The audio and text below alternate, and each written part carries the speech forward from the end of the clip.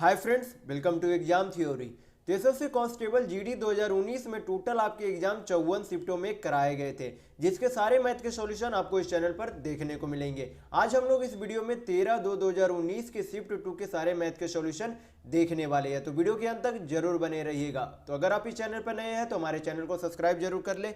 ये हमारा social media platform है, आप हमसे यहाँ भी जुड़ सकते हैं। इसके लिंक आपको इस वीडियो के डिस्क्रिप्शन बॉक्स में मिल जाएंगे और इस वीडियो को अपने दोस्तों के साथ शेयर करना बिल्कुल भी नहीं भूलिएगा।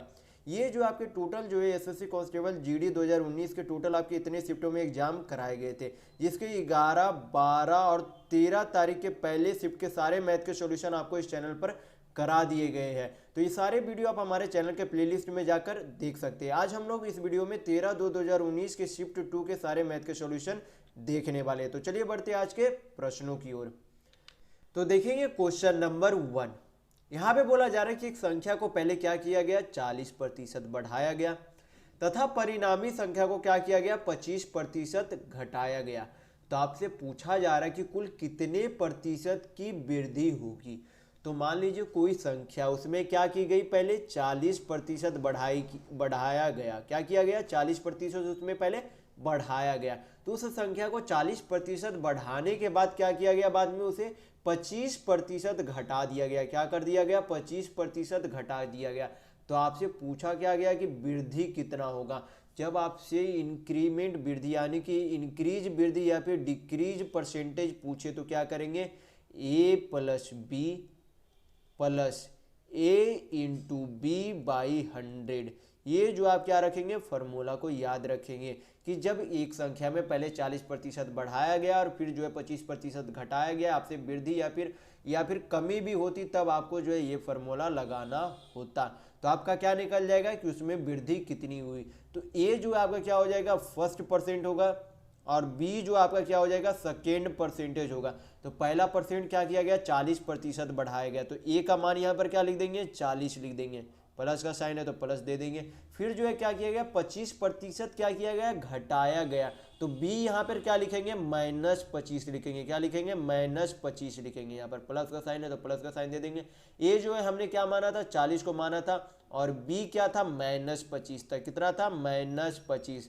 और नीचे आपका क्या था, 100 था। नीचे आपका क्या था, 100 था। इसे हल करेंगे तो आपका क्या निकल जाएगा, वृद्धि प्रतिशत। क्या निकल जाएगा, वृद्धि प्रतिशत। तो इसे यहाँ पर हल करते तो 25 से जो है 100 को काटेंगे तो 4 बार में चला जाएगा और 4 से 40 को काटेंगे तो कितना बार में चला जाएगा, 10 बार में चला जाएगा। तो यहाँ पर प्लस माइनस क्या हो जाएगा, माइनस, यानी कि 40 में से 25 गया तो कितना बचेगा, नीचे 15 बचेगा। कितना बचेगा, नीचे 15। और यहाँ पर प्लस है और अंदर में यहाँ पर क्या है, -1 बचा हुआ था, यानी कि प्लस माइनस क्या हो जाएगा, माइनस। और ऊपर में जो हल करने पर क्या बचा हुआ था, 10, यानी कि 15 में से 10 चला गया तो कितना बचेगा, 5% बचेगा।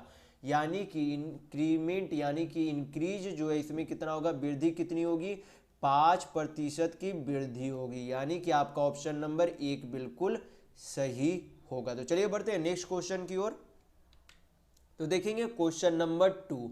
यहाँ पे बोला जा रहा है कि एक दुकान में 60 वस्तुएं हैं, उनमें से 30 वस्तुओं का औसत मूल्य कितना है, 30 है, तथा शेष वस्तुओं का औसत मूल्य कितना है, 35 है। तो पूछा जा रहा है कि सभी वस्तुओं को मिलाकर औसत मूल्य यानी कि एवरेज मूल्य जो है क्या होगा। तो सबसे पहले क्या करेंगे, 30 वस्तुओं का औसत मूल्य कितना दिया हुआ, 30 रुपये दिया गया। तो क्या करेंगे, 30 वस्तुओं का कुल मूल्य निकाल लेंगे। तो क्या करेंगे, 30 इंटू 30 करेंगे तो क्या आ जाएगा, 900 आ जाएगा। यानी कि 30 वस्तुओं का कुल मूल्य कितना है, 900 रुपये। फिर जो है क्या बोला जा रहा है, शेष वस्तु। तो 30 वस्तु जो है 30 रुपये में बेच दिया। टोटल वस्तु कितना है, तो 60 वस्तु है। तो 60 में से 30 चला गया तो बचा हुआ वस्तु कितना है, 30 वस्तु। कितना बचा हुआ वस्तु है, 30 वस्तु। तो शेष वस्तु को जो है कितने रुपये औसतन बेच दिया गया, 35 रुपये। यानी कि एक वस्तु को 35 रुपये में बेच दिया गया। तो 30 वस्तु को जो है कितना में बेचेगा, तो 30 इंटू 35 करेंगे तो 35 दिया आपका कितना हो जाता है, 105 और 1 शून्य आपका जो है बैठ जाएगा यहाँ पर। यानी कि 30 वस्तु को जो है 900 रुपये में बेचा गया पहले, फिर अगला 30 वस्तु को जो है कितना में बेचा गया, 1050 रुपये में बेचा गया। तो दोनों को क्या करेंगे, जोड़ देंगे। जोड़ने पर क्या आ जाएगा आपका, टोटल जो है कितना रुपये में दोनों वस्तु को मिलाकर बेचा गया। तो यहाँ पर जोड़ेंगे तो 0, 5, 9, 1, यानी कि 1950 रुपये में टोटल वस्तुओं को बेच दी गई। तो यहाँ पर कुल मूल्य नहीं पूछा जा रहा है, यहाँ पर क्या पूछा जा रहा है, औसत मूल्य पूछा जा रहा है वस्तु का। तो क्या करेंगे, टोटल वस्तु यानी कि टोटल जो है आपका सामान जो था उससे क्या करेंगे, डिवाइड कर देंगे। तो टोटल वस्तु यहाँ पर कितना था, 60 था। तो यहाँ पर क्या करेंगे, 1950 को 60 से डिवाइड कर देंगे। क्या करेंगे, 60 से इसे डिवाइड कर देंगे। तो 1 शून्य 1 शून्य चला गया। यहाँ पर 3 से काटेंगे तो 3 दूनी 6 और 3 छक 18, 3 पचे 15, यानी कि कितना आ गया, 65/2। कितना आ गया, 65/2 एवरेज आ गया। लेकिन यहाँ पर आंसर जो आपका क्या दिया गया, पॉइंट में दिया गया। तो 65 को 2 से डिवाइड करेंगे तो कितना आ जाएगा, 32.5, यानी कि 60 वस्तुओं का औसत मूल्य कितना है, 32.5 रुपये, यानी कि आपका ऑप्शन नंबर 1 बिल्कुल सही होगा। तो चलिए बढ़ते हैं नेक्स्ट क्वेश्चन की ओर। तो देखेंगे क्वेश्चन नंबर 3।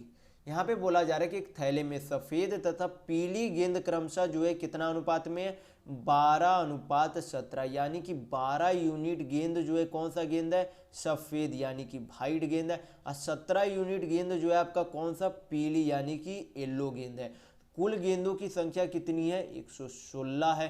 तो आपसे पूछा क्या जा रहा है कि पीली गेंद की संख्या जो है कितनी है।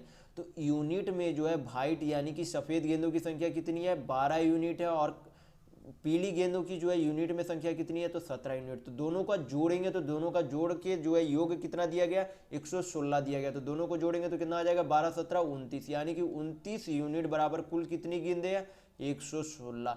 तो 1 यूनिट का यहाँ पर वैल्यू निकल जाएगा, 1 यूनिट बराबर कितना गेंद है, तो 29 से काटेंगे तो 29 चौक कितना हो जाएगा, 116, यानी कि 1 यूनिट बराबर जो है कितनी गेंदों की संख्या, 4 गेंदों की संख्या। तो पूछा क्या जा रहा है कि पीली गेंदों की संख्या कितनी है। तो पीली गेंद जो है यूनिट में यहाँ पर कितना है, तो 17 यूनिट। 1 यूनिट का वैल्यू 4 है, तो 17 यूनिट का वैल्यू निकालने के लिए क्या करेंगे, 4 में 17 से मल्टीप्लाई कर देंगे, यानी कि 17 चौक 68 बॉल जो है क्या हो जाएगा, पीली गेंदे हो जाएगी। यानी कि येलो गेंद जो है कितनी है, 68, यानी कि 68 गेंदे कौन सी गेंदे है, पीली गेंद है। तो आपका ऑप्शन नंबर 2 बिल्कुल सही होगा। तो चलिए बढ़ते हैं नेक्स्ट क्वेश्चन की ओर। तो देखेंगे क्वेश्चन नंबर 4। यहाँ पे दिया गया है कि एक 420 मीटर लंबी रेलगाड़ी 120 किलोमीटर प्रति घंटा की गति से चल रही है।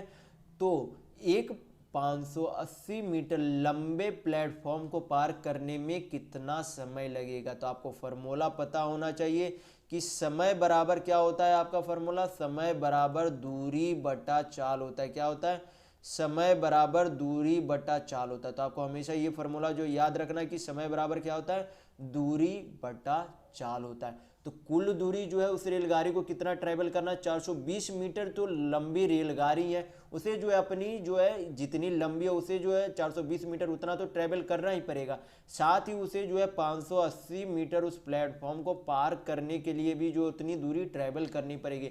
यानी कि कुल दूरी जो है कितना हो जाएगा, 420 प्लस 580, यानी कि टोटल डिस्टेंस यानी कि टोटल दूरी जो है कितना हो जाएगा, 420 प्लस 580। तो टोटल जो है कितनी दूरी हो गई, 1000 मीटर। कितना हो गया, 1000 मीटर। तो अभी आपको बताया गया समय निकालने के लिए फॉर्मूला क्या होता है, दूरी बटा चाल। तो दूरी कितना है, 1000 मीटर। चाल यहाँ पर क्या दिया गया, 120 किलोमीटर प्रति घंटा दिया गया। क्या दिया गया, 120 किलोमीटर प्रति घंटा। लेकिन यहाँ पर दूरी किस में, मीटर में है, और आपका चाल किस में दिया हुआ है, किलोमीटर प्रति घंटा में दिया हुआ है। तो आप जब आपका दूरी मीटर में दी हुई हो तो आपकी चाल भी जो है किस में होनी चाहिए, मीटर पर सेकेंड में होनी चाहिए। तो किलोमीटर प्रति घंटा के चाल को मीटर पर सेकेंड में चेंज करने के लिए क्या करते हैं, 5/18 से मल्टीप्लाई करते हैं। क्या करते हैं, 5/18 से मल्टीप्लाई करते हैं किलोमीटर प्रति घंटा को मीटर पर सेकेंड में चेंज करने के लिए। तो 1000 जो आपका ऊपर ही रहेगा, नीचे आपका कितना हो गया, 120 × 5, 18 जो आपका कहाँ चला जाएगा, ऊपर की ओर चला जाएगा। इसे बाकी जो है सारा हल करेंगे तो आपका क्या निकल जाएगा, समय निकल जाएगा। तो 0 से 0 चला गया, 6 × 18, 6 दूनी 12, 5 दूनी 10 से यानी कि 1 0 यहाँ पे चला जाएगा। यानी कि समय जो है कितना लगेगा, 30 सेकेंड। यानी कि टोटल जो है दूरी को जो है उस ट्रेन के द्वारा जो है तय करने में कितना समय लगेगा, 30 सेकेंड का समय लगेगा। यानी कि आपका ऑप्शन नंबर 4 बिल्कुल सही होगा। तो चलिए बढ़ते हैं नेक्स्ट क्वेश्चन की ओर। तो देखेंगे क्वेश्चन नंबर 5। यहाँ पे बोला जा रहा है कि दो त्रिभुजों का क्षेत्रफल का अनुपात कितना है, 6:1 है। उनके आधारों का अनुपात कितना है, 3:2, यानी कि बेस का रेशियो कितना है, 3:2 है। तो पूछा जा रहा है कि उनकी ऊंचाई का अनुपात कितना होगा। तो सबसे पहले आपको पता होना चाहिए कि त्रिभुज का क्षेत्रफल का फॉर्मूला क्या होता है, यानी कि एरिया बराबर जो है फॉर्मूला क्या होता है। तो किसी भी त्रिभुज का बेस जो है क्या होता है, ये आपका जो है क्या हो जाता है, बेस यानी कि आधार हो जाता है, और ये आपका हाइट यानी कि ऊंचाई होता है। तो एरिया निकालने के लिए क्या करते हैं, half into base into height करते हैं। क्या करते हैं, half into base into height करते हैं। तो ये जो आपको हमेशा याद रखना है कि एरिया बराबर क्या होता है, ट्रायंगल का half into base into height होता है। तो यहाँ पर क्या दिया गया है, क्षेत्रफल का अनुपात दिया गया है, आधार का अनुपात दिया गया है, ऊंचाई का अनुपात पूछा जा रहा है। तो पहला ट्रायंगल का जो है सबसे पहले क्या करेंगे, एरिया निकालेंगे। तो पहला जो है हाफ, पहले ट्रायंगल का जो है बेस यानी कि आधार कितना दिया गया, 3 यूनिट दिया गया। तो यहाँ पे 3 लिख देंगे। यच आपको क्या करना है, यच निकालना है दोनों का अनुपात। तो H1 पहले त्रिभुज का जो है ऊंचाई क्या मान लेंगे, H1 मान लेंगे। अब क्या करेंगे, दूसरे त्रिभुज का जो है यहाँ पर एरिया निकालेंगे तो हाफ, और दूसरे त्रिभुज का जो है बेस यानी कि आधार कितना यूनिट दिया गया, 2 यूनिट दिया गया। तो यहाँ पे 2 यूनिट लिख देंगे। और दूसरे त्रिभुज की जो है ऊंचाई क्या मान लेंगे, H2 मान लेंगे। दोनों त्रिभुज का जो है क्षेत्रफल का अनुपात कितना दिया गया, 6:1 दिया गया। तो इसे क्या लिख देंगे, 6/1 लिख देंगे। तो इसे हल करेंगे तो क्या आ जाएगा, आपका दोनों ऊंचाइयों का अनुपात आ जाएगा। तो इसे हाफ से हाफ जो है यहाँ पर चला गया, 3 से काटेंगे तो 3 दूनी 6 हो गया यहाँ पर। तो H1/H2 क्रॉस मल्टीप्लिकेशन करेंगे तो यहाँ पर 2 जो है इधर चला जाएगा, यानी कि 2 दूनी 4 हो जाएगा। नीचे क्या बच जाएगा, 1, यानी कि इसे अनुपात यानी कि रेशियो में चेंज करेंगे तो कितना हो जाएगा, 4:1 हो जाएगा। तो इसके दोनों के ऊंचाइयों का अनुपात कितना आ गया, 4:1, यानी कि आपका ऑप्शन नंबर 4 बिल्कुल सही होगा। तो चलिए बढ़ते हैं नेक्स्ट क्वेश्चन की ओर। तो देखेंगे क्वेश्चन नंबर 6। यहाँ पे बोला जा रहा है कि मनोज 20 किलोमीटर तथा 36 किलोमीटर की दूरियां को क्रमशः जो है 5 घंटे तथा 3 घंटे में जो है तय करता है। तो आपसे पूछा जा रहा है कि संपूर्ण यात्रा के लिए मनोज की औसत गति क्या होगी। तो आपको पता होना चाहिए कि चाल बराबर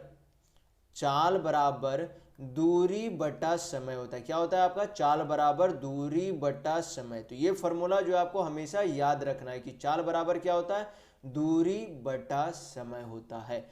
तो यहाँ पर मनोज जो है पहले कितना चलता है, 20 किलोमीटर चलता है, फिर 36 किलोमीटर चलता है। तो ऊपर क्या कर देंगे, कुल दूरी को लिखेंगे, चाल यानी कि स्पीड निकालने के लिए। तो कुल दूरी कितनी होगी, 20 + 36 करेंगे तो कितना हो जाएगा, 56 हो जाएगा। तो ऊपर क्या लिख देंगे, कुल दूरी, यानी कि टोटल जो है डिस्टेंस कितना है, यानी कि दूरी कितना है, 56 किलोमीटर। और नीचे क्या करेंगे, कुल समय को लिख देंगे। तो कुल समय यहाँ पर कितना है, 20 किलोमीटर 5 घंटा में तय करता है, और 36 किलोमीटर जो है अगला 36 किलोमीटर कितना, 3 घंटे में तय करता है। तो कितना, दोनों को जो है क्या करेंगे, समय को यहाँ पर जोड़ देंगे। तो 5 और 3 आपका कितना हो गया, 8 हो गया। जब 56 को 8 से काटेंगे तो कितना बार में चला जाएगा, 7 बार में चला जाएगा। यानी कि आपका क्या निकल गया, 7 किलोमीटर प्रति घंटा आपकी चाल निकल गई। तो आपको फॉर्मूला हमेशा याद रखना है कि चाल बराबर क्या होता है, दूरी बटा समय होता है। आपको हमेशा ये फॉर्मूला याद रखना है। तो यहाँ पर आपका ऑप्शन नंबर 3 बिल्कुल सही होगा। तो चलिए बढ़ते हैं नेक्स्ट क्वेश्चन की ओर। तो देखेंगे क्वेश्चन नंबर 7। यहाँ पे बोला जा रहा है कि यदि 6 लगातार सम संख्याओं का औसत कितना 11 है, तो पूछा जा रहा है कि उनमें से सबसे छोटी संख्या क्या होगी। तो क्या करेंगे, सबसे छोटी संख्या को x मान लेंगे, फिर अगली संख्या क्या हो जाएगी, x+2, फिर अगली संख्या क्या हो जाएगी, x+4। यहाँ पर हमेशा सम संख्या में अंतर कितना रहेगा, 2-2 का अंतर रहेगा। कितने का अंतर रहेगा, 2-2 का अंतर रहेगा। क्योंकि जब लगातार प्राकृतिक संख्या आप करते हैं, लगातार सम संख्या, तो क्या हो जाता है, 2 होता है, 4 होता है, 6 होता है। तो सब में क्या रहते हैं, 2-2 के अंतर रहते हैं। तो यहाँ पे क्या करेंगे, सभी संख्या में 2-2 का अंतर रखेंगे। तो पहला संख्या सबसे छोटी संख्या क्या मान लिया, x मान लिया, फिर x+2, x+5, फिर आपकी चौथी संख्या हो जाएगी x+6, पांचवी संख्या आपकी हो जाएगी x+8, और छठी संख्या आपकी हो जाएगी x+10।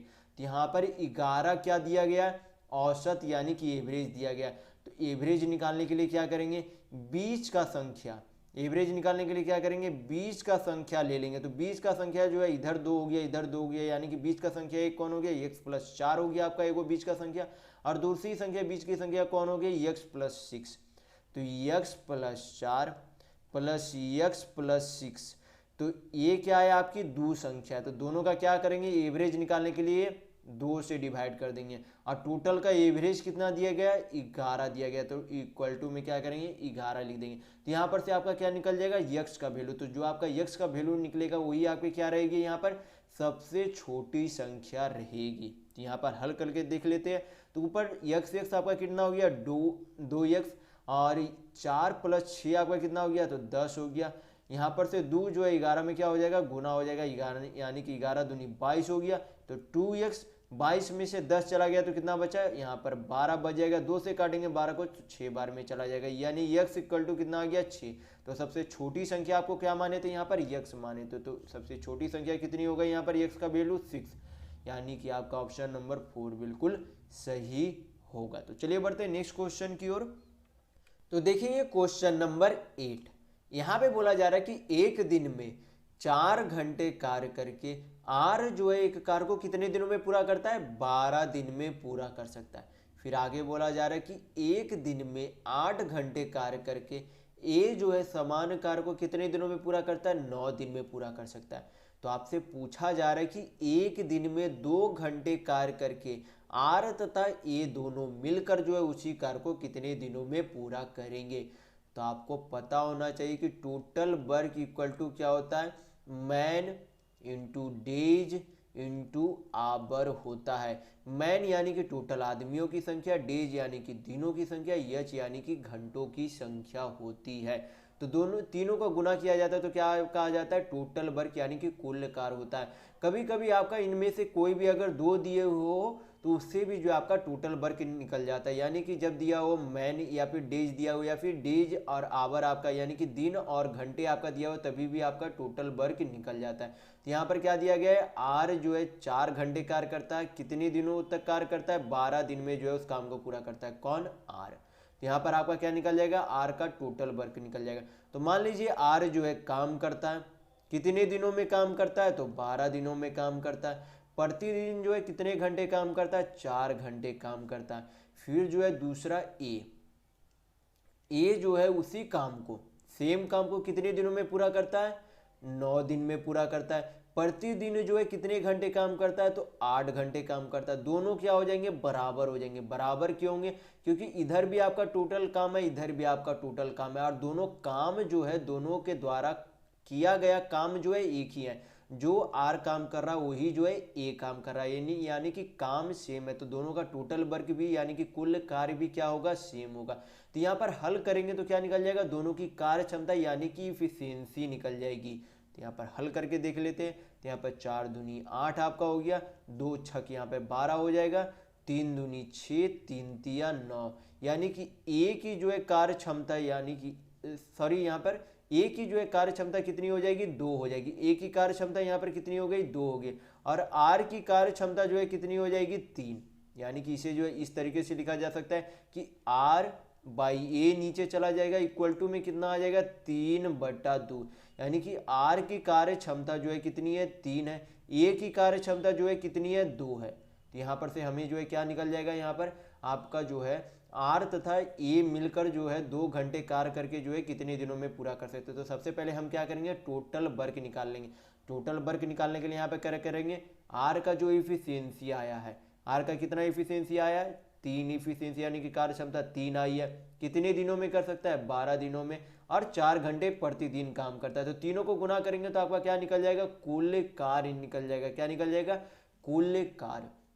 अब जो है क्या करता है, दोनों मिलकर जो है क्या करते हैं, काम करते हैं। यानी कि दोनों को मिलकर जो है करना कितना काम है, 3 × 12 × 4 काम करना है। तो दोनों मिलकर जो है कितने क्षमता से काम करेंगे, तो आर जो है 3 की क्षमता से और ए जो है 2 की क्षमता से। यानी कि दोनों को जोड़ेंगे तो टोटल क्षमता जो है दोनों का कितना हो जाएगा, 5 क्षमता हो जाएगी। लेकिन दोनों जो है ये आपका क्षमता कितने घंटे का है, 1 घंटे का क्षमता है। यानी कि आर जो है 1 घंटे में 3 काम करता है, ये जो है 1 घंटे में 2 काम करता है। तो यहाँ पे बोला जा रहा है कि एक दिन में 2 घंटे काम किया जाता है। 1 घंटे में कितने, एक दिन में 2 घंटे काम किया जाता है, तो यहाँ पर कितना हो जाएगा, 2 से गुना कर दिया जाएगा, तो आपका क्या निकल जाएगा, टाइम, यानी कि आपका समय निकल जाएगा कि ए तथा आर मिलकर जो है प्रतिदिन 2 घंटे काम करके कितने दिनों में इस कार्य को समाप्त कर सकते हैं। तो इसे हल करेंगे तो 2 दूनी 4, यहाँ पर जो है बाकी अब हल नहीं होगा तो यहाँ पर सीधे गुना करेंगे तो 12 तिया 36 दूनी आपका कितना हो गया, 72। नीचे आपका क्या आ जाएगा, 5 आ जाएगा, यानी कि कुल समय जो है आर तथा ए को जो है मिलकर कितना समय लगेगा, 72/5 दिन लगेंगे, यानी कि आपका ऑप्शन नंबर 4 बिल्कुल सही होगा। तो चलिए बढ़ते हैं नेक्स्ट क्वेश्चन की ओर। तो देखेंगे क्वेश्चन नंबर 9। यहाँ पे बोला जा रहा है यदि देश द्वारा प्राप्त वार्षिक बर्फबारी जो है कितना है, 700 सेंटीमीटर है, तो आपसे पूछा जा रहा है कि S2, S6 और S7 की औसत बर्फबारी क्या है। तो क्या करेंगे, यहाँ पर पहले देखते हैं कि सबसे पहले S2, S6 और S7 का जो है बर्फबारी कितने प्रतिशत करता है। तो S2 जो है यहाँ पर 15%, S6 जो है 14% और S7 जो है 25% बर्फबारी करता है। तो तीनों को क्या करेंगे, परसेंटेज पहले जोड़ देंगे, तीनों का जो है टोटल परसेंटेज क्या कर देंगे, जोड़ देंगे। तो यहाँ पर कितना हो जाता है, S2 plus S6 plus S7। तो S2 जो है कितना था, 15%, S6 जो है कितना था, 14% और S7 आपका कितना था, 25% था। तो तीनों को जोड़ेंगे तो 5 और 9 5 14, हाथ में 1, 4 1 5, यानी कि तीनों मिलाकर जो है 54% बर्फबारी करता है। तो क्या निकालेंगे यहाँ पर, 700 का 54% निकाल लेंगे। क्या निकाल लेंगे, 700 का 54% निकाल लेंगे।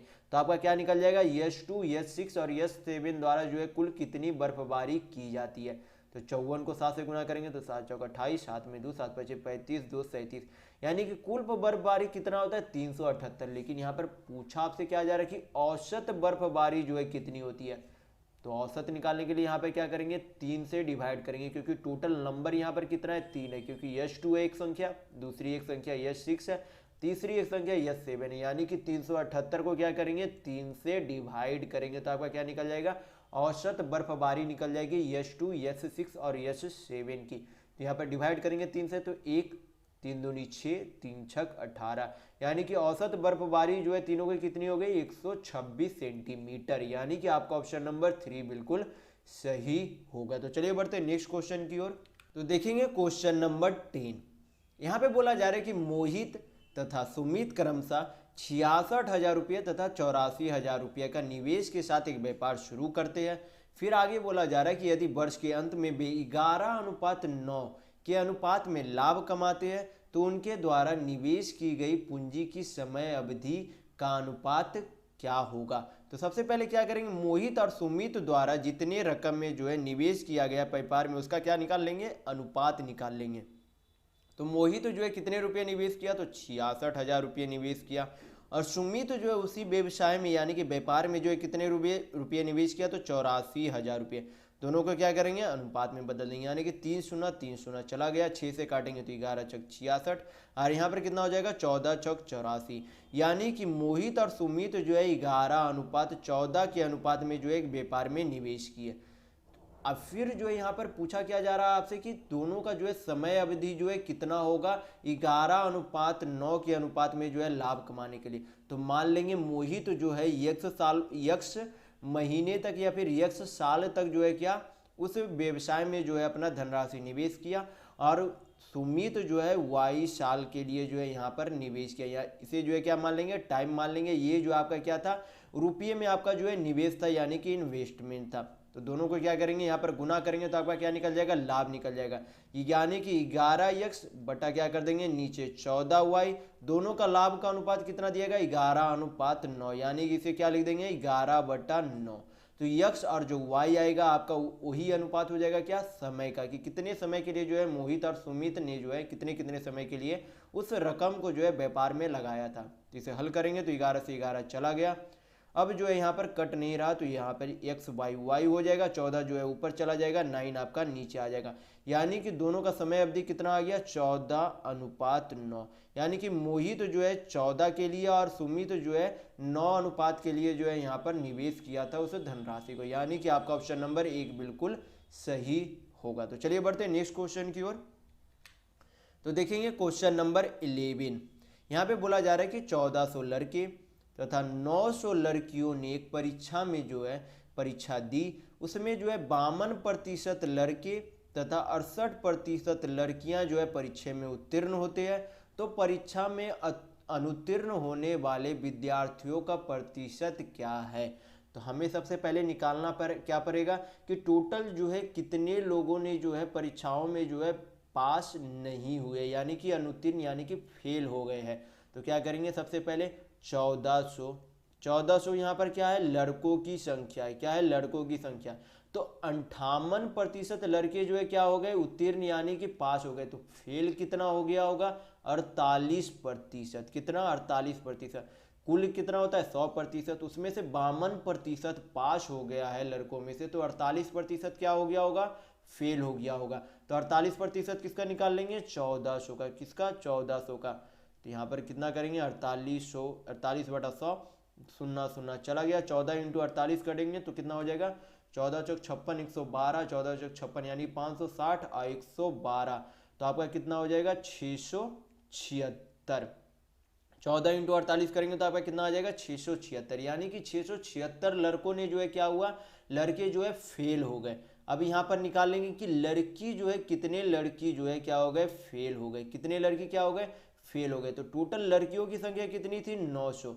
उनमें से पास जो है कितने हो गए, 68% पास हो गए। कितने प्रतिशत पास हो गए, 68%। तो फेल कितने हो गए होंगे, 32% लड़कियां जो है क्या हो गई होगी, फेल हो गई होगी।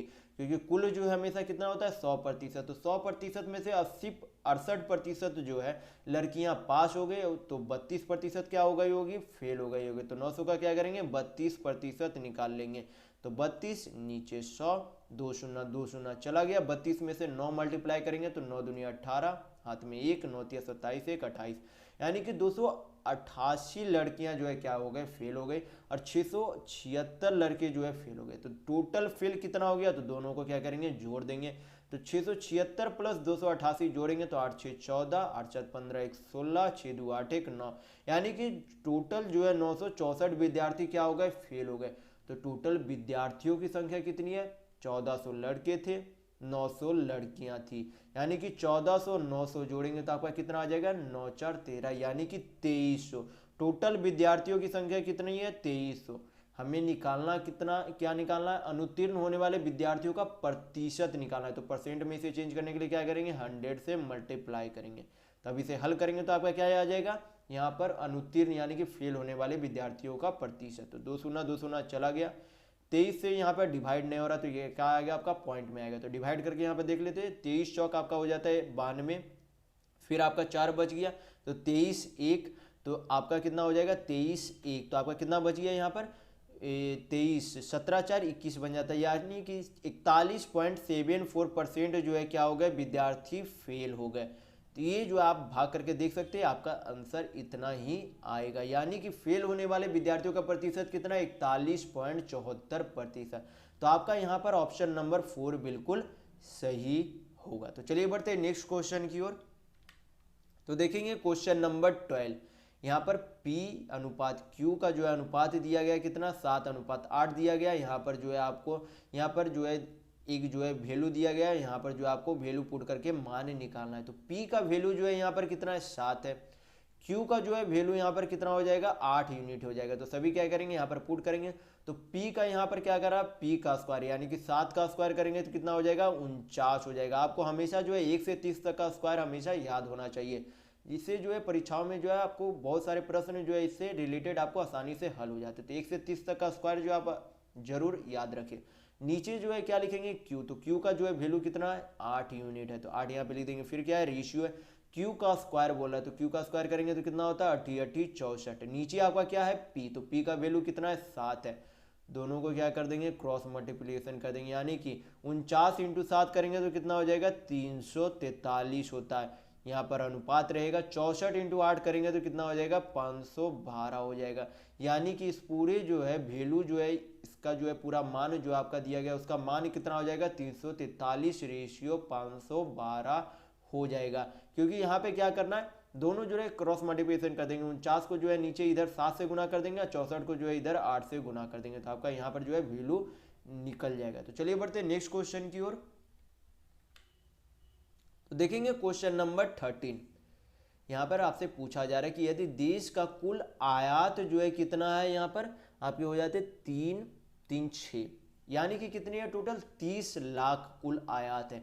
तो आपसे पूछा जा रहा है कि आइटम P6 का जो है आयात कितना है। तो P6 का यहाँ पर देखेंगे सबसे पहले कि परसेंटेज में कितना आयात है। तो यहाँ पे परसेंट कितना है P6 का 21%। तो क्या करेंगे 30 लाख का 21% निकाल लेंगे। क्या करेंगे 30 लाख का 21% निकाल लेंगे।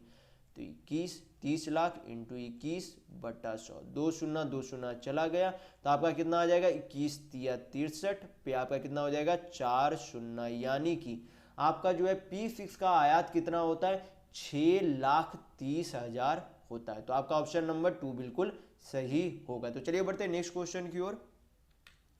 तो देखेंगे क्वेश्चन नंबर 14। यहाँ पे बोला जा रहा है कि एक राशि पर 4 वर्षों का साधारण ब्याज कितना है 24,000 रुपये तथा समान राशि पर समान ब्याज दर से 2 वर्षों का चक्रवृद्धि ब्याज कितना है 12,750 रुपये। तो आपसे पूछा क्या जा रहा है कि ब्याज का वार्षिक दर क्या है।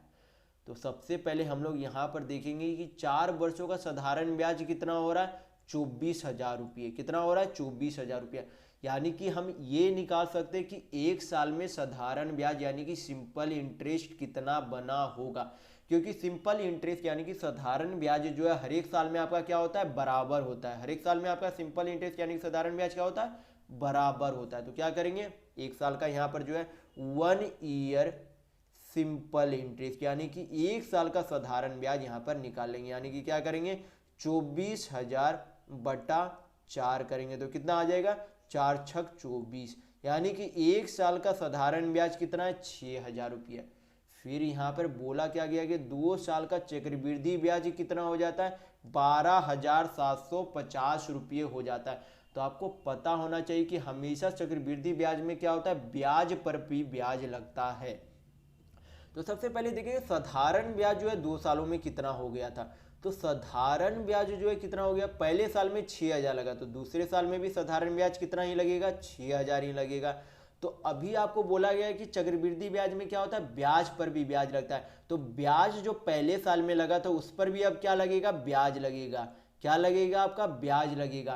तो दूसरे साल का ब्याज तो 6,000 ही चक्रवृद्धि ब्याज में रह जाएगा, लेकिन पहले साल का जो ब्याज जो बनेगा उसका ब्याज पर भी ब्याज क्या हो जाएगा चक्रवृद्धि ब्याज में जुट जाएगा, यानी कि ये जो 12,750 रुपया है वो जो यहाँ पे क्या करेंगे टोटल जो है यहाँ पे सिंपल इंटरेस्ट से पहले माइनस कर देंगे।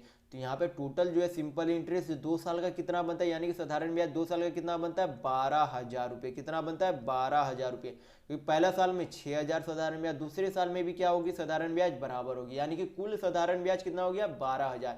लेकिन 2 साल का चक्रवृद्धि ब्याज यहाँ पर कितना है 12,750 रुपये है। तो दोनों का अंतर कितना हो जाएगा 750 रुपये। तो ये जो 750 रुपये आपका आया वो आपका क्या आया पहले साल का ब्याज पर भी ब्याज का आपका रुपये चला आया। तो ब्याज पर भी ब्याज यानी कि 750 रुपया जो है किस पर ब्याज बना था 6,000 रुपये पर ब्याज बना था। किस पर ब्याज बना था 6,000 रुपये पे। तो इसे रेट यानी कि प्रतिशत में चेंज करने के लिए क्या करेंगे 100 से मल्टीप्लाई कर देंगे तो आपका रेट यानी कि दर निकल जाएगा।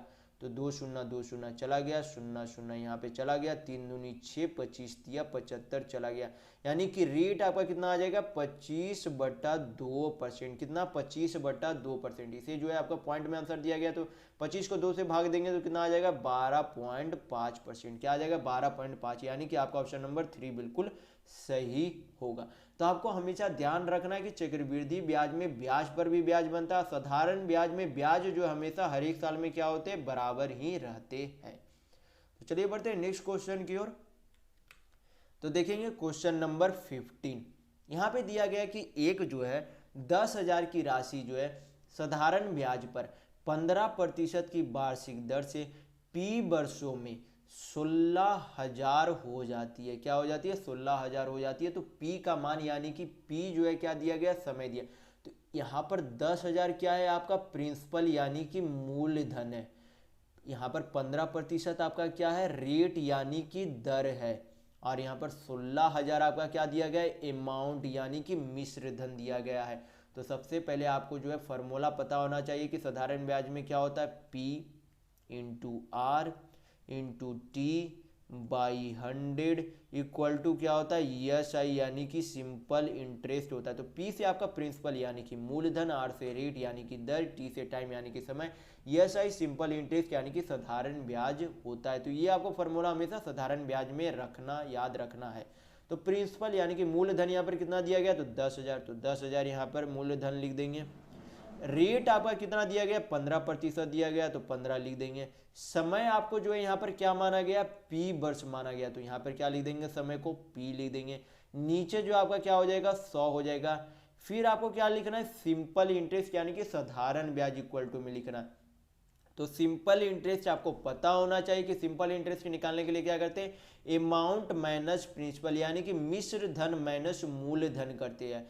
तो मिश्र धन यहाँ पर कितना है, तो 16,000 है। मूलधन यहाँ पर कितना है, तो 10,000 है। जब दोनों का अंतर निकालेंगे तो कितना आ जाएगा, 6,000 आ जाएगा।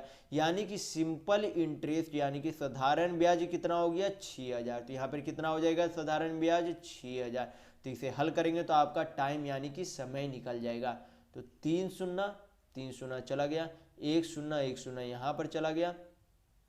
इसे जो है हल करेंगे तो 3 दूनी 6, 3 पचे 15, और 5 से यहाँ पर 10 को काटेंगे तो 2 बार में चला जाएगा। यानी कि P जो है यहाँ पर एक 2 है, यहाँ पर एक 2 है, क्रॉस मल्टीप्लाई करेंगे तो 2 दूनी 4 हो जाएगा। यानी कि समय जो है कितना लगेगा, 4 साल लगेंगे। यानी कि आपका ऑप्शन नंबर 2 बिल्कुल सही होगा। तो साधारण ब्याज में एकमात्र फॉर्मूला आपको ये जो है याद रखना होता है। इससे जो है लगभग सारे आपके साधारण ब्याज के जो है सारे मैथ आपके बन जाते हैं। तो आपको ये फॉर्मूला हमेशा ध्यान में रखना है।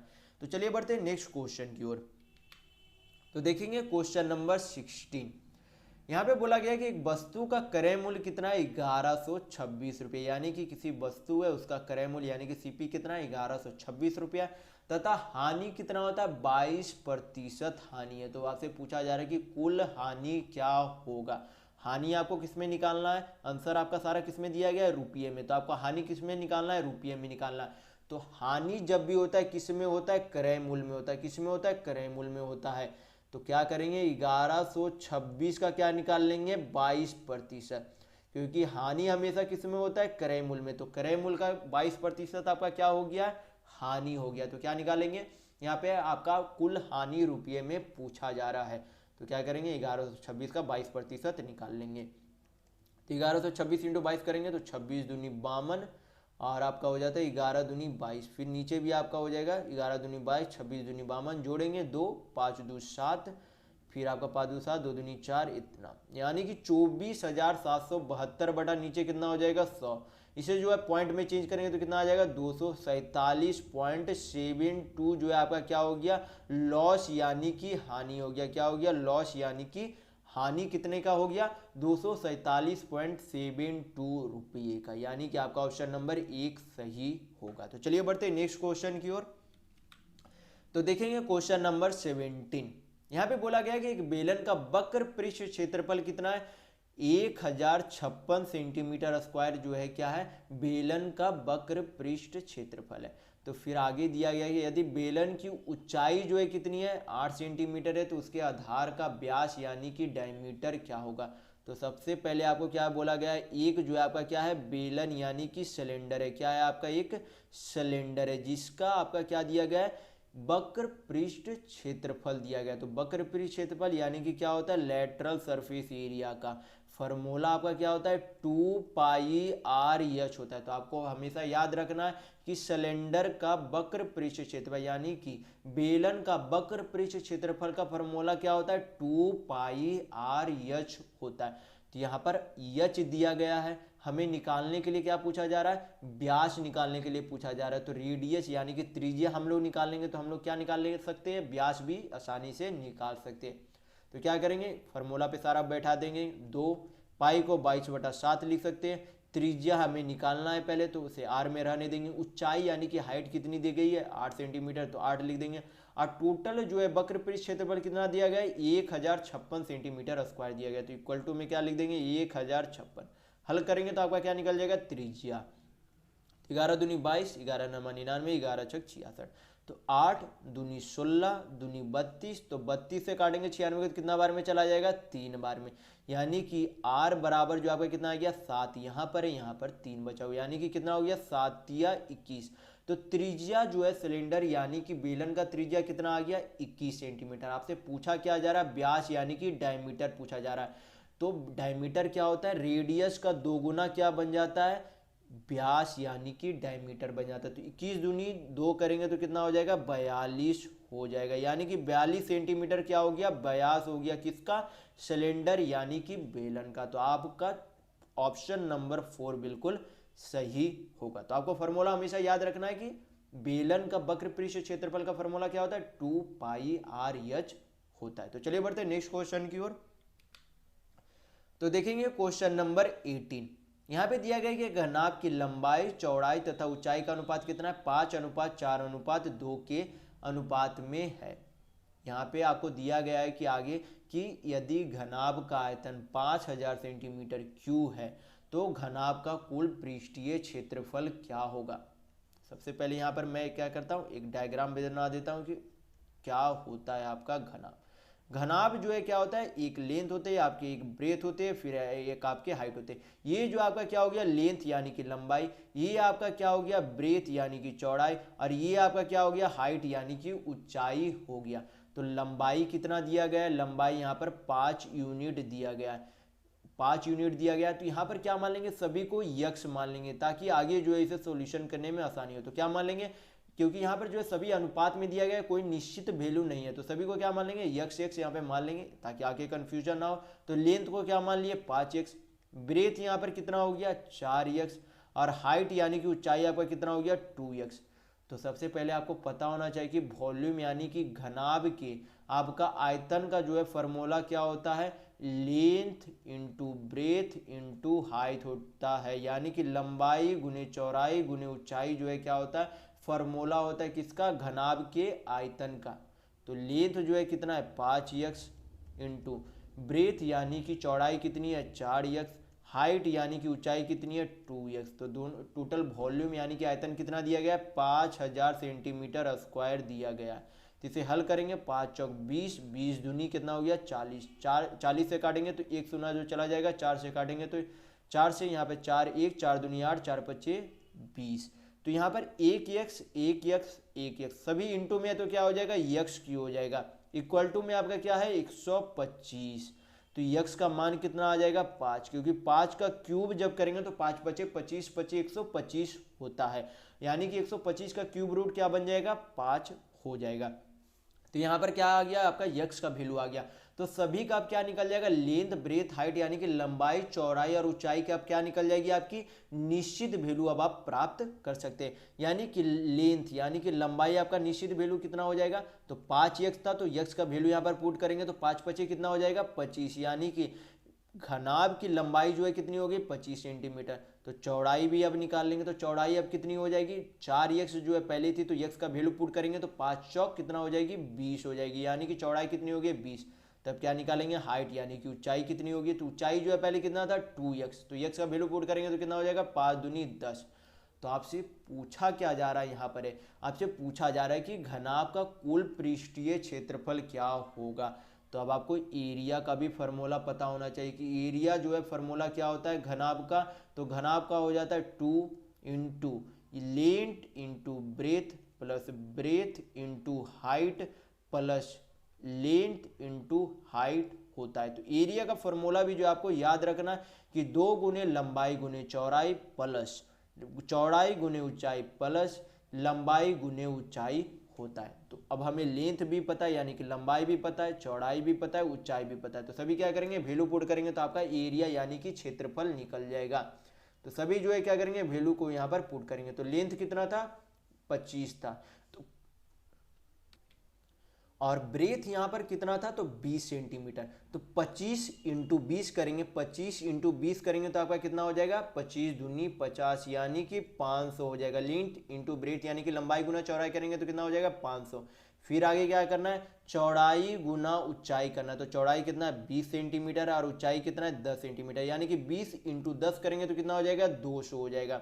फिर आगे क्या करना है, लंबाई गुने ऊंचाई गुना करना है, यानी कि 25 इंटू 10 करना है। क्या करना है? 25 इंटू 10 करना है। तो 25 इंटू 10 करेंगे तो कितना हो जाएगा? 250 हो जाएगा। तो यहाँ पर सारा हल कर देते हैं। 5 दू 7, 7 दू 9, तो अंदर जोड़कर कितना आ गया? 950। तो 950 गुने 2 करेंगे तो आपका कितना आ जाएगा? 1900 सेंटीमीटर स्क्वायर जो है क्या हो जाएगा? घनाभ यानी कि क्यूबाइड के क्षेत्रफल हो जाएगा। तो आपका ऑप्शन नंबर 4 बिल्कुल सही होगा। तो आपको जो हमेशा घनाभ में याद रखना है कि वॉल्यूम यानी कि आयतन का फॉर्मूला क्या होता है? लंबाई गुना चौड़ाई गुना ऊंचाई होता है। और उसका एरिया यानी कि क्षेत्रफल क्या होता है? 2 इंटू आपका लंबाई गुना चौड़ाई प्लस चौड़ाई गुना ऊंचाई प्लस लंबाई गुना ऊंचाई होता है। तो दोनों फार्मूला जो आपको हमेशा याद रखना है। तो चलिए बढ़ते हैं नेक्स्ट क्वेश्चन की ओर। तो देखेंगे क्वेश्चन नंबर 19। यहाँ पे बोला जा रहा है कि एक मशीन का अंकित मूल्य उसके क्रय मूल्य से 70% अधिक अंकित किया गया। फिर आगे बोला जा रहा है कि एक मशीन को 44.5% जो है लाभ पर बेचा गया। तो आपसे पूछा जा रहा है कि छूट प्रतिशत क्या है। तो सबसे पहले मैं आपको काफ़ी बार बता चुका हूं कि सीपी जो है खुद में हमेशा कितने रहते हैं? 100% रहते हैं। खुद में कितने रहते हैं? 100%। तो सीपी को जो है कितना अधिक अंकित किया गया, यानी कि अंकित मूल्य जो है उसे कितना किया गया? तो अंकित जो है 70% उसे अधिक अंकित किया गया, यानी कि 100% में 70% जोड़ेंगे तो कितना हो जाएगा? 170%। यानी कि सीपी से जो है कितना अधिक अंकित किया गया? 70%, यानी कि उसे कितना अंकित कर दिया गया? 170% अंकित कर दिया गया। लेकिन उसे बेचा कितने के लाभ में बेचा गया? तो 44.5% के लाभ में बेचा गया। कितने प्रतिशत के लाभ में? 44.5%, यानी कि 144.5% में उसे क्या कर दिया गया? बेच दिया गया। तो कोई सामान था जो कि 100% दाम था, 170% अंकित किया गया, लेकिन उसे बेच दिया गया कितने? 44.5% के लाभ पर, यानी कि 144.5% उसका क्या था? एसपी था। तो एसपी यहाँ पर कितना? 144.5%। मार्क्ड प्राइस यानी कि अंकित मूल्य कितना? 170 है। तो आपका यहाँ पर क्या निकल जाएगा? डिस्काउंट निकल जाएगा। क्या निकल जाएगा? डिस्काउंट निकल जाएगा। तो डिस्काउंट निकालने के लिए क्या करते हैं? एमपी माइनस एसपी, यानी कि अंकित मूल्य माइनस विक्रय मूल्य करते हैं। तो 170 माइनस क्या करेंगे? 144.5 करेंगे तो आपका कितना आ जाएगा? आपका यहाँ पर आ जाएगा, यहाँ पर 25.5 आ जाएगा। कितना आ जाएगा? 25.5 आ जाएगा। तो डिस्काउंट कितना का दिया गया? 25.5% का। तो 25.5 का जो है क्या दिया गया? छूट दिया गया। छूट हमेशा किस में दी जाती है? मार्क्ड प्राइस यानी कि अंकित मूल्य में दी जाती है। तो क्या करेंगे? नीचे अंकित मूल्य लिख देंगे। तो कितना? 170%। में इसे चेंज करने के लिए 100 से मल्टीप्लाई किया जाता है। पॉइंट यहाँ पर पॉइंट था तो पॉइंट हटाएंगे तो नीचे क्या आ जाएगा? 1 शून्य आ जाएगा। तो 2 शून्य 2 शून्य जो है कट गया। 17 से यहाँ पे डिवाइड करेंगे तो 17 से जो है कटेगा। तो 17 1 5 3 8 17 5 85, यानी कि कितना आ गया? 15% यहाँ पर डिस्काउंट यानी कि छूट आ गया। तो आपका ऑप्शन नंबर 4 बिल्कुल सही होगा। तो चलिए बढ़ते हैं नेक्स्ट क्वेश्चन की ओर। तो देखेंगे क्वेश्चन नंबर 20। यहाँ पे बोला जा रहा है कि कौन सा वर्ष जो है पिछले वर्ष की तुलना में निर्यात में सबसे अधिकतम बदलाव प्रतिशत रहा है। तो सबसे पहले देखेंगे कि जैसे कि यहाँ पर Y1 कितना दिया गया? 500 दिया गया। फिर आपका Y2 कितना दिया गया? 750 दिया गया। फिर आपका Y3 जो है कितना दिया गया? 1000 दिया गया। इसी तरीके से आगे जो है सारा दिया गया। तो सबसे पहले देखेंगे कि सबसे ज़्यादा अंतर जो है किस में हो रहा है। तो Y1 से जब Y2 में जाते तो अंतर कितना होता है? Y1 से जब हम लोग किस में जाते हैं? Y2 में जाते हैं तो अंतर जो है यहाँ पर Y2 में जाते तो अंतर कितना है? यहाँ पर 250 का अंतर है। कितने का अंतर है? 250 का अंतर है। 750 में से 500 को माइनस करेंगे तो कितना आएगा? 250। तो 250 को जब यहाँ पर क्या है? 250 का अंतर है। तो सब में पहले देख लेते हैं कि सबसे ज़्यादा जो है अंतर किस में, तब जाकर फिर हमें पता चलेगा कि प्रतिशत में अंतर जो है किस में सबसे अधिक हो सकता है। यहाँ पर फिर 750 में से 1000 गया तो इसमें भी जो है क्या है? 250 का अंतर है। फिर 1000 से 1200 में गया तो कितने का अंतर है? 200 का अंतर है। यानी कि ये तो बिल्कुल नहीं हो सकता है, क्योंकि इसका जो है पिछले साल का जो है एक तरह से आयात निर्यात जो है क्या है? अधिकतम है। फिर 1200 से 1000 गया तो यहाँ पर भी जो है बदलाव बहुत कम है। यहाँ पर क्या है? 900 से 1300 गया। यहाँ पर या तो Y2 हो सकता है या फिर Y7 यहाँ पर हो सकता है। तो दोनों को क्या करेंगे? पहले चेक करके देख लेंगे कि कितने प्रतिशत बदलाव रहा है। तो Y1 से Y2 गया तो कितने प्रतिशत अधिक हो गई तो 250, 250 जो है अधिक हो गया तो बढ़ा किस में, 500 में। परसेंट में इसे चेंज करने के लिए क्या करेंगे, 100 से मल्टीप्लाई करेंगे, 2 शून्य 2 शून्य चला गया, 5 पच्चे 25, यानी कि कितने प्रतिशत की वृद्धि हो गई, 50% की वृद्धि हो गई।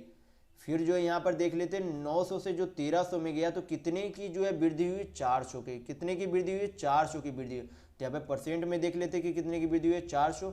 नीचे जो आपका क्या आ जाएगा, 900, क्योंकि वृद्धि किस में हुई, 900 में हुई। परसेंट में चेंज करने के लिए 100 से मल्टीप्लाई करेंगे, 2 शून्य 2 शून्य चला गया, 2 से काटेंगे, 2 से यहाँ पर नहीं कटेगा तो 400/9 को जो है जब डिवाइड करेंगे तो कितना आ जाएगा, 9 चौक 36, 9 चौक 36, यानी कि 44.44 यहाँ पर जो है परसेंट आता है। तो सबसे अधिक बदलाव जो है हमें किस में दिख रहा है, Y2 में दिख रहा है। तो आपका ऑप्शन नंबर यहाँ पर 3 बिल्कुल सही होगा। और भी जो आप करना चाहे तो और भी जो है बहुत सारे यहाँ पर कर सकते हैं, लेकिन आपका यहाँ पर जो है Y2 ही ऑप्शन आएगा। तो आपको हमेशा ध्यान रखना है कि यहाँ पर जो है सबसे ज़्यादा अंतर किस में है। फिर आप दूसरा ध्यान रखें कि सबसे जो है पिछले वाले जो है अंक जो है न्यूनतम किसका है, जिसका जो है पिछले वाले अंक न्यूनतम होगा और वृद्धि संख्या में अधिकतम होगी, उसी में जो है प्रतिशत अधिकतम बदलाव उसमें होगा। तो आपको ये जो है ग्राफ में, इस तरह के ग्राफ में आपको ये सब ध्यान रखना होता है। तो चलिए बढ़ते हैं नेक्स्ट क्वेश्चन की ओर। तो देखेंगे क्वेश्चन नंबर 21। यहाँ पे बोला जा रहा है कि पहली वस्तु का क्रय मूल्य कितना है, 480 रुपये। दूसरी वस्तु का विक्रय मूल्य कितना है, 480 रुपया दूसरी वस्तु का विक्रय मूल्य है। फिर बोला जा रहा है आगे कि यदि पहली वस्तु पर 20% का लाभ होता है तथा दूसरी वस्तु पर 20% का हानि होता है तो कुल हानि क्या है। तो सबसे पहले क्या करेंगे, इधर पहला वस्तु, इधर आपका दूसरा वस्तु हो गया। पहले वस्तु का सीपी यानी कि क्रय मूल्य, पहले वस्तु का एसपी यानी कि विक्रय मूल्य। उसी तरीके से दूसरे वस्तु का सीपी यानी कि क्रय मूल्य और दूसरे वस्तु का एसपी यानी कि विक्रय मूल्य। तो पहले वस्तु पर यहाँ पर क्या बोला गया कि 20% का लाभ होता है। तो 20% को जब फ्रैक्शन में चेंज करेंगे तो कितना हो जाएगा, 1/5 इसे लिख सकते हैं। मैं आपको जो है काफ़ी बार फ्रैक्शन को जो है यानी कि परसेंटेज को फ्रैक्शन में चेंज करने के लिए बता चुका हूँ। तो यहाँ पर भी आपको बता देता हूँ कि 20% को परसेंट जब हटाया जाता है तो परसेंट हटाने पर नीचे क्या आ जाता है, 100 आ जाता है। तो 20 25 100 हो गया, यानी कि 20% को क्या लिख सकते हैं, 1/5 लिख सकते हैं। तो आप भी जो है हमेशा परसेंटेज को फ्रैक्शन में चेंज कर लेंगे ताकि जो है इससे जो है बहुत सारे प्रश्न जो है आसानी से हल हो जाते हैं। तो यहाँ पर पहले वस्तु क्या हो गया, 20% के लाभ पर, यानी कि 5 यूनिट का कोई सामान है उसमें जो है 1 यूनिट का क्या हो गया, लाभ हो गया। क्या हो गया, 1 यूनिट का लाभ हो गया, यानी कि 5 यूनिट का कोई सामान, यानी कि 5 यूनिट के रुपये का कोई सामान 6 यूनिट रुपये में क्या कर दिया गया, उसे बेच दिया गया। तो पहले वस्तु का यहाँ पर रुपये में क्या दिया गया था, क्रय मूल्य दिया गया था, यानी कि क्या दिया गया था, सीपी आपका दिया गया था। तो 5 यूनिट बराबर जो है वैल्यू कितना दिया गया है, 480 रुपये। तो यहाँ पर से हमें क्या पता चल सकता है कि 1 यूनिट का वैल्यू कितना है। तो 5 से क्या करेंगे, 480 को काटेंगे तो कितना बार में चला जाएगा, 5 9 45, 3 5 36, यानी कि 1 यूनिट का वैल्यू कितना है, 96 रुपया है। तो हमें निकालना क्या है, दूसरे वस्तु यानी कि पहले वस्तु का जो है विक्रय मूल्य यानी कि एसपी निकालना। तो क्या करेंगे, 1 यूनिट का वैल्यू 96, तो 6 यूनिट का वैल्यू निकालने के लिए क्या करेंगे, 96 से मल्टीप्लाई कर देंगे तो कितना आ जाएगा, 6 छक 36, 3 9 छक 54, 3 57, यानी कि पहले वस्तु का विक्रय मूल्य जो है कितना हो गया, 576 रुपया। और पहले वस्तु का क्रय मूल्य जो है कितना पहले से दिया हुआ था, 480 रुपया दिया गया था। तो अब क्या करेंगे, दूसरे वस्तु का सीपी और एसपी यानी कि क्रय मूल्य और विक्रय में निकालेंगे।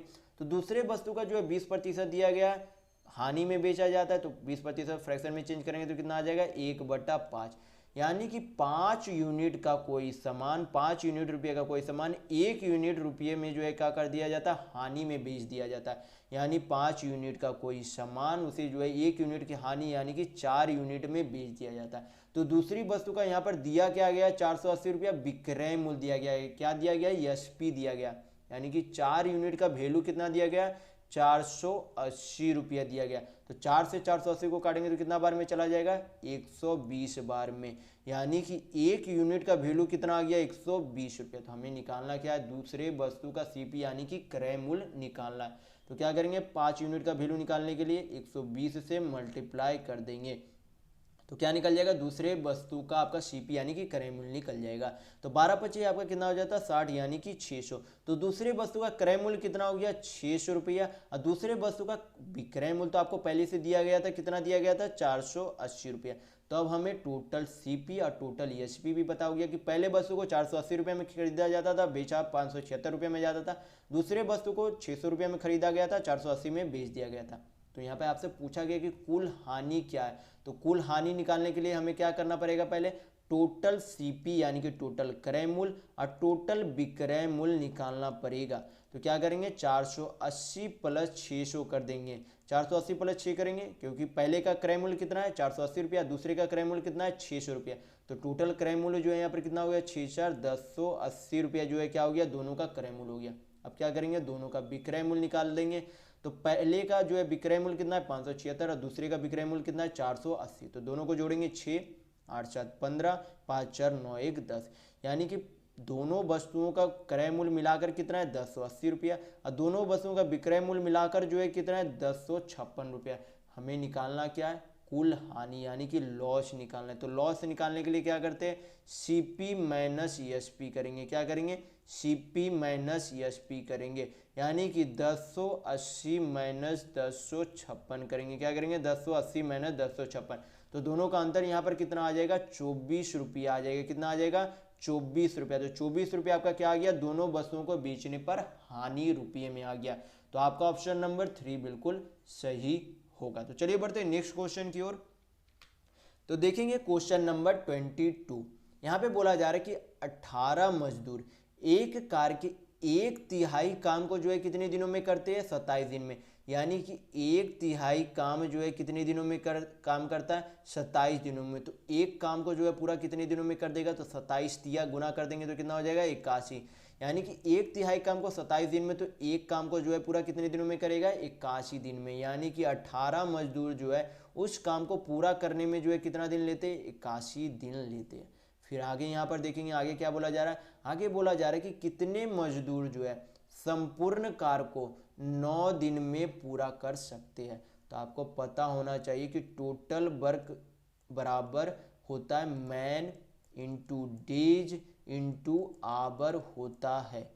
आपका क्या हो जाता है टोटल वर्क यानी कि कुल कार्य बराबर मैन यानी कि आदमियों की संख्या या फिर मजदूर जो भी रहे आपके उसकी संख्या, डेज यानी कि दिनों की संख्या, आवर यानी कि घंटों की संख्या, या फिर आपका जो है दो भी दिया हुआ है, यानी कि जैसे यहाँ पर दिया गया है 18 मजदूर और 81 दिन, तो आपका दो भी अगर यहाँ पर गुना होता है तो वो भी आपका क्या होता है एक तरीके से टोटल वर्क होता है। तो या फिर तीनों दिया हुआ है तो वो भी आपका टोटल वर्क होगा, या फिर मैन या फिर डेज रहे वो भी आपका दो ही दिया रहे तो वो भी आपका क्या होगा कुल कार्य ही होगा गुना करने पर। तो यहाँ पे क्या करेंगे 18 मजदूर, 18 मजदूर जो है उस काम को कितने दिनों में कर सकते हैं पूरा 81 दिनों में पूरा कर सकते हैं। तो इधर आपका क्या आ गया टोटल कार्य यानी कि कुल कार्य आपका इधर आ गया। फिर आपका जो है बोला जा रहा है मान लीजिए कि कितने मजदूर जो है पूर्ण कर सकते हैं उस कार्य को। तो मान लेते हैं कि बाद वाला जो है मजदूर है कितना है टोटल यक्ष है, तो यक्ष मजदूर को जो है कितने दिन काम करना है 9 दिनों में जो है उसे पूरा काम करना है। तो दोनों क्या हो जाएगा इक्वल हो जाएगा, क्योंकि दोनों काम जो कर रहा है कौन काम कर रहा है दोनों जो है समान कार्य को कर रहे हैं। जो पहले मजदूर जो काम कर रहे थे वही जो है बाद वाले मजदूर भी काम कर रहे हैं, लेकिन उसे जो है कितने दिनों में करना है 9 दिनों में करना है। तो यहाँ पर दोनों जो है टोटल वर्क यहाँ पर यानी कि कुल कार्य जो है क्या हो जाएगा बराबर हो जाएगा, क्योंकि दोनों जो है एक ही काम को कर रहे हैं। तो इसे हल करेंगे तो 9 नमा 81 और यक्ष बराबर जो है यहाँ पर कितना आ जाएगा 18 नमा जो है कितना हो जाएगा 162, यानी कि उस कार्य को 9 दिन में खत्म करने के लिए 162 मजदूर की आवश्यकता पड़ेगी, यानी कि आपका ऑप्शन नंबर 3 बिल्कुल सही होगा। तो चलिए बढ़ते हैं नेक्स्ट क्वेश्चन की ओर। तो देखेंगे क्वेश्चन नंबर 23, ये आपके जो है सिंप्लीफिकेशन का क्वेश्चन है, बोर्ड मास थ्योरम जो आपको हमेशा पता होना चाहिए। मैं आपको जो है काफ़ी बार बता चुका हूँ वीडियो में कि बोर्ड मास थ्योरम क्या होता है। बी से आपका ब्रैकेट होता है, ओ से ऑफ, हिंदी में कभी कभार का दिया हुआ होता है, डी से डिवाइड यानी कि भाग, एम से मल्टीप्लाई यानी कि गुना होता है, ए से ऐड यानी कि जोड़, ए से सब्ट्रैक्ट यानी कि घटाव होता है। तो इसे जो है पहले जो है आपका यानी कि पहले जो है ब्रैकेट है तो ब्रैकेट को हल करेंगे, फिर ऑफ यानी कि का को हल करेंगे, उसी तरीके से आगे जो है इसे हल करते जाएंगे। तो सबसे पहले क्या करेंगे ब्रैकेट के अंदर वाले हल कर लेंगे।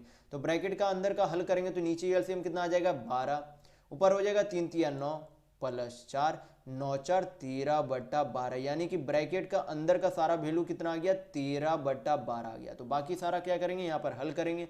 सबसे पहले कितना है 680 है, माइनस है, फिर माइनस कितना है 520 है, भाग का साइन है तो क्या करेंगे, भाग जो है यहाँ पर भाग दे देंगे, 5 जो है नीचे चला आएगा, -12/13। का को जो है इंटू लिखा जाता है, का जो है एक तरीके से मल्टीप्लाई होता है, हिंदी इंग्लिश में कभी कभार जो है यहाँ पर ऑफ दिया हुआ होता है। तो यहाँ पर जो है ब्रैकेट का अंदर का सारा वैल्यू कितना आया था 13/12। इसे जो है हल करेंगे तो 13 से 13 चला गया, 12 से 12 चला गया, 520 भी जो है क्या हो रहा है 5 से कट रहा है तो काट देंगे यहाँ पर। तो 10 × 5 = 50, 5 × 4 = 20, यानी कि 680 - 104, और यहाँ पर जो है सभी कट गया तो -1 बचेगा, यानी कि 680 - 105 करेंगे तो आपका कितना आ जाएगा 575 आ जाएगा। तो इस सिंप्लीफिकेशन का आंसर कितना होता है 575। तो आपका ऑप्शन नंबर 1 बिल्कुल सही होगा। तो बोर्ड-मास थ्योरम जो आपको हमेशा ध्यान रखना है सिंप्लीफिकेशन में, और सिंप्लीफिकेशन को जो आप परीक्षाओं में जो है ध्यानपूर्वक बनाए करेंगे, क्योंकि इसमें जो है काफ़ी सारे स्टूडेंट जो है गलती कर परीक्षाओं में चले आते, तो आप इसे जो है ध्यानपूर्वक परीक्षाओं में बनाए करेंगे। तो चलिए बढ़ते हैं नेक्स्ट क्वेश्चन की ओर। तो देखेंगे क्वेश्चन नंबर 24। यहाँ पे दिया गया यदि दो संख्याओं का महत्तम समवर्तक कितना है 12 है, तो निम्न में से उनका कौन सा जो है लघुत्तम समवर्तक नहीं हो सकता। तो एलसीएम में हमेशा जो है क्या होता है एचसीएफ गुना होता है, क्या होता है महत्तम समवर्तक हमेशा जो है उसमें गुना होते हैं, क्योंकि H X Y equal to आपका क्या बनता है एलसीएम बनता है, यानी एच जो है हमेशा उस संख्या में क्या होता है गुना होता है, किसमें एलसीएम में, और एक्स और वाई जो है दोनों संख्याओं का को प्राइम फैक्टर होता है, क्या होता है को प्राइम फैक्टर होता है, यानी कि एलसीएम जो भी रहेगा उसमें एचसीएफ जो है गुना पहले से उसमें हुआ होगा।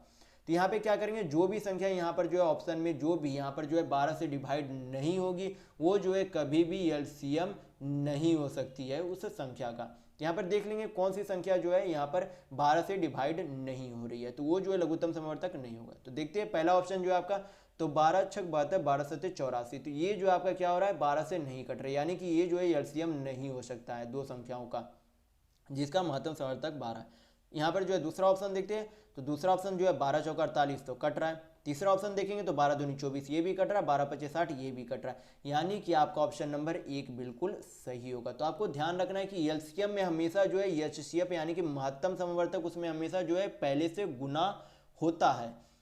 तो चलिए बढ़ते हैं नेक्स्ट क्वेश्चन की ओर। तो देखेंगे क्वेश्चन नंबर 25, ये भी जो आपका सिंप्लीफिकेशन का क्वेश्चन है, मैं आपको जो है बोर्ड-मास थ्योरम इसी वीडियो में बता चुका हूँ कि क्या होता है। तो चलिए इसे हल करते हैं। तो सबसे पहले ऊपर में क्या दिया गया 528 दिया गया, फिर आगे माइनस का साइन दिया गया तो -24 इंटू यहाँ पर साइन है, यहाँ पर जो है का को जो है पहले हल किया जाता है, तो पहले यहाँ पर क्या करेंगे गुना कर देंगे तो 25 × 4 = 100 हो जाएगा, नीचे आपका क्या हो जाएगा 7 × 3 = 21, गुना करेंगे तो कितना हो जाएगा 7 × 3 = 21। आगे क्या है भाग का साइन है, तो भाग को साइन को जो है मल्टीप्लाई में चेंज करते हैं तो क्या हो जाता है सामने वाली संख्या जो है क्या हो जाती है उल्टा हो जाती है, यानी कि 1/2 को क्या लिख देंगे 2/1, यानी कि इसे क्या लिख सकते हैं 2 लिख सकते हैं। इसे हल करेंगे तो 3 × 8 = 24, 3 × 7 = 21, तो 528 माइनस ऊपर में 8 दूनी 1600/7, तो नीचे आपका एलसीएम कितना हो जाएगा 7 हो जाएगा। 528 को 7 से मल्टीप्लाई करेंगे तो 8 × 7 = 56, 5 × 7 दूनी 14, 5 × 19, 1 7 × 5 = 35, 1 36 - 1600, तो 3696 में से 1600 माइनस करेंगे तो आपका कितना आ जाएगा 2096, कितना आ जाएगा 2096 या नीचे 7, यानी कि सिंप्लीफिकेशन का आंसर कितना होगा 2096/7 होगा। तो आपका ऑप्शन नंबर 1 बिल्कुल सही होगा।